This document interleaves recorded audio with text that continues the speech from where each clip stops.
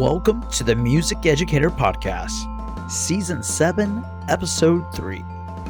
Today, we're going to talk about the effectiveness checklist, the questions we don't ask ourselves enough. There's a moment every music educator knows. It's not during a concert. It's not during an observation. It's not even during a bad rehearsal. It's the quiet moment after. The room is empty. The podium is still. And the question isn't, did they sound good today? It's, was I actually effective today? Not busy, not passionate, not well-intentioned, effective. Today's episode is about that question and a simple but powerful checklist that forces us to look honestly at how we teach, lead, and show up for students. Goal for this episode. By the end of this episode, you'll be able to use a self-assessment framework to evaluate your teaching and leadership, identify 3 habits that most strongly impact rehearsal quality and student growth, and shift from survival teaching to intentional effectiveness. Why an effectiveness checklist matters. Most music teachers are reflective, but not structured. We think about what went wrong, who struggled, and what sounded bad. But we rarely ask, was I consistent? Was I clear? Was I prepared? And did my actions match my expectations? The effectiveness checklist doesn't judge you. It gives you clarity. Let's break into 3 transferable concepts that apply to band, orchestra, choir, guitar, and even general music. Transferable concept number 1. Classroom management is about consistency, not control.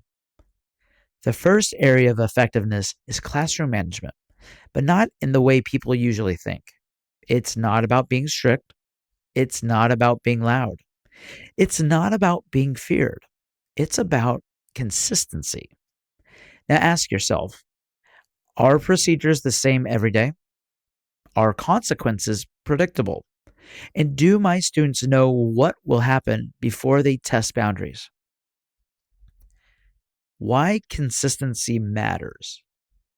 Students, especially middle school students, thrive on predictability. Inconsistent environments create anxiety, power struggles, lost rehearsal time. Consistent environments create trust, faster transitions, and emotional safety. Consistency is not rigidity. Consistency is leadership. Listener reflection. If students walk into your room tomorrow, do they know how rehearsal will start? What silence actually looks like? And what happens if expectations aren't met? If the answer is sometimes, then that's your growth point, not a failure. Transferable concept number 2. Professionalism is how students decide if music matters. The next layer of effectiveness has nothing to do with music at all. It's professionalism. Ask yourself, do I work well with colleagues? Do I set standards? Do I set and maintain high expectations? Am I a positive role model? Am I encouraging? Am I enthusiastic consistently? Students decide whether music matters long before they decide whether they like music. They decide based on you, the music educator. Professionalism reframed. Professionalism is not about formality. It's about emotional consistency, clear boundaries, calm authority, and visible care. Students respect teachers who are fair, predictable, prepared, and passionate, even on the hard days. Respect isn't earned through popularity. It's earned through trust. And transferable concept number 3. Musical effectiveness is communication, not talent. The final and most misunderstood area of effectiveness is musical leadership. Ask yourself, do I communicate clearly from the podium? When I stop rehearsal, Do students know exactly what I want? And are my instructions concise? In fact, am I prepared? Do I reflect on my own conducting and teaching habits? See, most rehearsals don't break down because students can't play. They break down because communication is unclear. The rehearsal truth. Every time you stop, students are silently asking, "What do you want now?" If the answer isn't clear, momentum dies. Effective teachers stop with purpose. Ineffective teachers stop with emotion. The most powerful leadership habit. One of the most important questions you can ask yourself is this: am I willing to say, "That's my fault," in front of my students? Owning mistake builds trust, growth mindset, and psychological safety. Strong leaders model accountability. Now, here's our technique segment of the episode. For band, teach balance by role, not instrument. Melody leads, bass supports, harmony blends. Guitar, teach note reading one string at a time, but always connect it back to the staff, not just tab. For choir, when stopping, be specific: section, vowel, and pitch center. Finally, elementary music. Keep expectations identical across singing, movement, and instruments.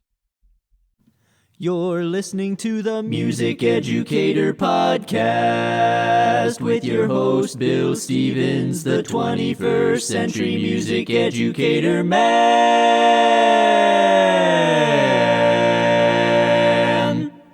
And our insightful music history tip of the day. Historically, music training emphasized self-reflection as much as performance. Students were expected to evaluate their own habits, preparation, and mindset, not just their sound. An effectiveness checklist continues that tradition. Final reflection. This is a mirror, not a scorecard. The checklist isn't about being perfect.